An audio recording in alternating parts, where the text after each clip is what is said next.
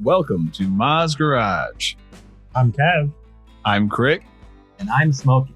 Joining us today in Mahs Garage, our special guest, aspiring author, life coach, and founder of Shauna Martin Ministries, Shauna Martin. And on today's episode, we're going to talk about logic and emotion. So grab a log. And join us by the fire.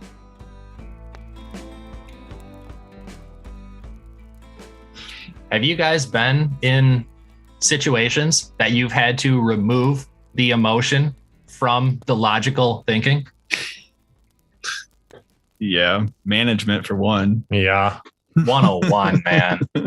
I was even going to go as far as saying just business in general. Yeah, you're not allowed to have emotions when you have a discussion in business. And especially, I remember back to when I was selling insurance, the most successful people were the ones that were just selling. It was a numbers game. You talk to more people and you don't spend as much time with the ones that you know that you're not going to essentially sell. Anyway, let's get serious. You want to buy this car, what? Yay or nay? Well, I don't know. We have to think about it. Yeah. What's there to think about? I mean, you told me you liked it. You asked me 10,000 questions. I answered every single one of them. You drove it. You love it. What more do you need to know? But what would always hold me, along with a lot of other people, up is you get invested with those people and you put yourself in their position and you just want to be treated with that equal amount of respect that you're asking for.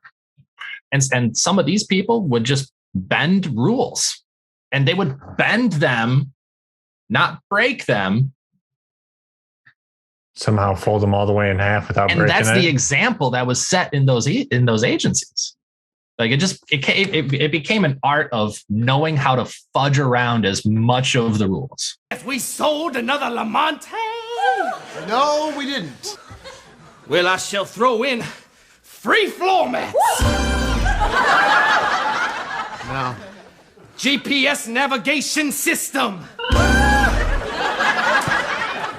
No. Free tank of gas and spinning rims. Praise Jesus. Yeah!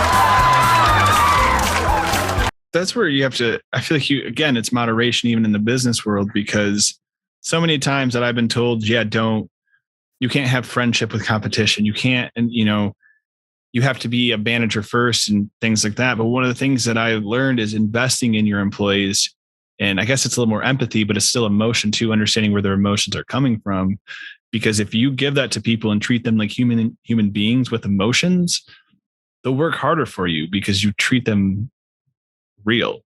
That's what people want, is to be treated like a level individual.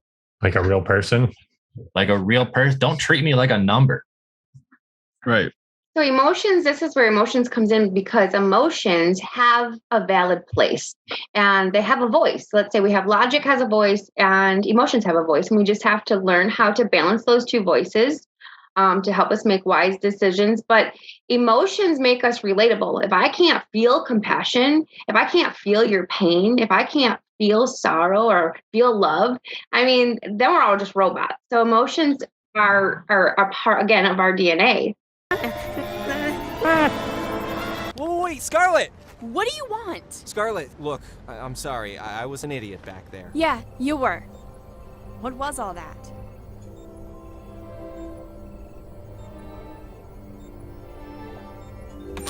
So we have to balance constantly between emotions and logic. And I was thinking earlier, I was like, emotions, first of all, my zodiac is a Cancer. So right there, I am the most sensitive, emotional zodiac, and I'm a woman. So I got 2 dings for when it comes to emotions. So I've had to really learn, it's like emotions have gotten me into a lot of trouble, but logic has gotten me out, saved me from getting into even a lot more trouble. So that's just life. And emotions, I think when you talk about business, I grew up even in the church, it's almost like everybody in society, stuff your emotions. You were not allowed to feel, you're not allowed to share. And this is where even mental health awareness is starting to really come out and get a voice, because this is all based on feelings and emotions. It makes sense. Yeah. So it's just like I said, giving it that proper voice, because your emotion is just telling you something. It doesn't have to control you. It doesn't have to have the final say, but it is saying something. Right.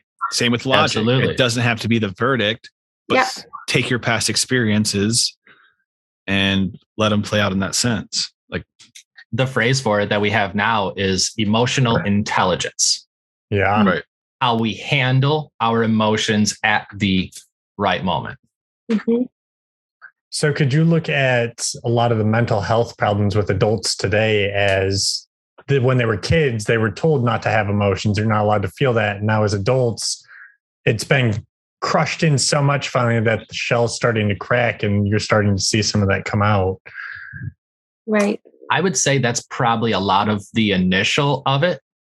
And now we just kind of have it built in to have recognition when someone is demonstrating that they have mental issues. Do people still consider that acting out, or are we finally starting to come to terms with that emotions are real? And isn't it messed up that growing up that was considered acting out? Yeah.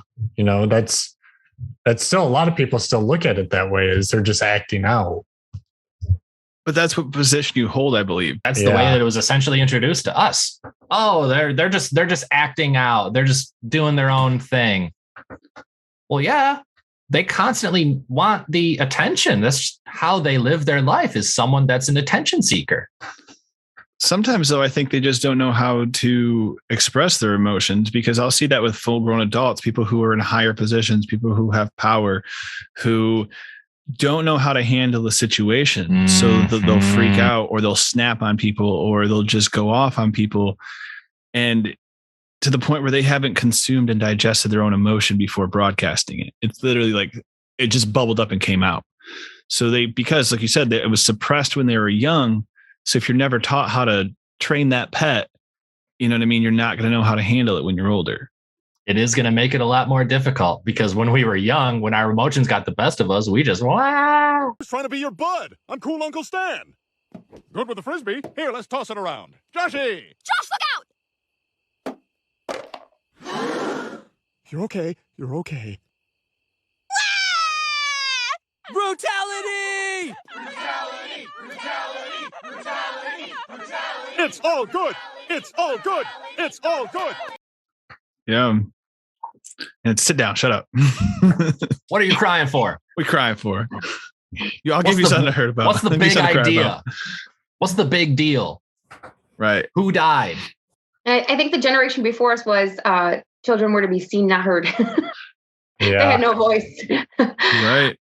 But yeah, if you're a child and you're told when you share your feelings and you learn really quickly that you don't have a safe place to share those feelings, or you're told your feelings are wrong, you do end up stuffing it, or you learn a way to survive, because our emotions are meant to be expressed and in a safe place and met with love and care. And if you don't get that, it's going to manifest differently for everybody. So some people may lash out or need to seek attention. Some may just be very passive. Some may become passive aggressive.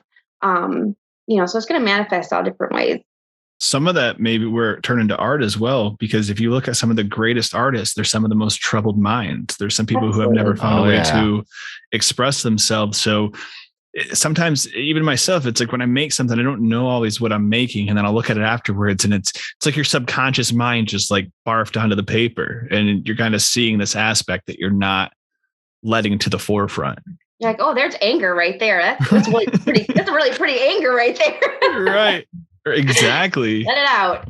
And that's where people can associate with it, because they associate with the emotion that drove the piece, and they feel that same emotion inside of themselves. And especially when it's subjective, like art.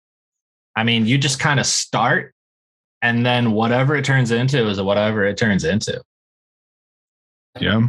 Emotions created music, any kind of artistry, books. This is where this is coming out. They're pouring their emotions out, poetry. It's finally a way for them to get that out. They don't know how to use their voice to do it, so they use different mediums. And it's great creativity. It's beautiful.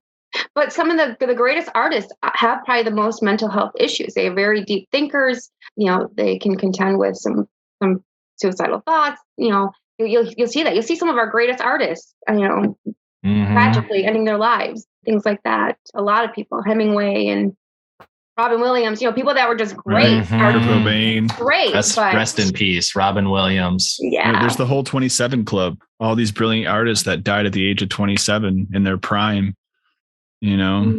Thankfully, you made it past that. Right. Exactly. That's where it's. I think it's learning to handle those emotions and express it, and that's where I think artists can even become better once they understand that what they're putting out is their emotions. Then they're learning their tools. They can learn how to better use their tools to do what they want to do. It's not as mindless that they're putting it out. Now they can be like, oh, if I do this, this expresses that. Do you ever feel like it can get to a point where you have to remove that emotion and it becomes more of a business than a recreational? That's the key to art. That's the key to kind of anything you enjoy. A lot of things stop becoming enjoyable when you start to have to do it for work, when there starts being deadline, when you start to have to push the button when you don't feel like pushing the button, Mm-hmm. And that's what I've ran into myself, because I do want to do what I enjoy. So I want to make art as a living in some sense or form, but I don't want making it a living to kill my joy for doing the art. And that's that catch-22. Right. It's all about balance. Right. Exactly. And that's where I think it's taking the jobs that you want to do, being true to yourself. It's don't take on a job that you don't believe in, that you don't associate with. Like some of the best actors, they'll only take on roles that, like Jim Carrey does this. Yeah. Only takes on roles that associate with how he's, or that associates where he is in his life right now. He's like, I can associate with what's going on with this. So I'll take on this role instead of just forcing himself to do whatever someone throws at him. Or you're Nicolas Cage and got into some issues and had to take every single role. Right. Jared, I like how you said, did you say push the pen? Push the button. Push the button. Push the button. Yeah. All of a sudden made me think of like this line, you got to show up to grow up. Yeah. So you have to true. push yourself past those emotions. But you Right. still have to self-care. This is the balance again. Mm-hmm. Right. Otherwise, any extreme is you just get into a danger zone. Danger zone. So if you're stuffing, then that's not healthy. Or if you're on the other extreme where you're always lashing out, again, not healthy. If we want health to be our goal, it's a balance. Right.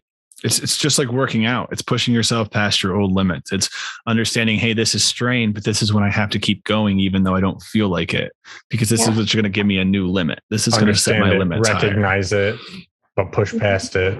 Exactly. Absolutely. And most importantly, respect it. Mm-hmm. Know when to give yourself grace and know when you have to challenge yourself. Right.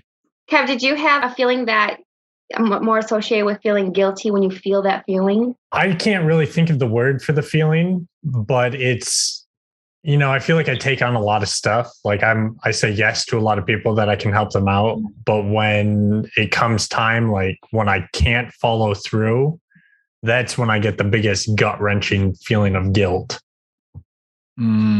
Because in your heart, you were just trying to help them out, but then things got in the way and you weren't able to fulfill that promise. Right.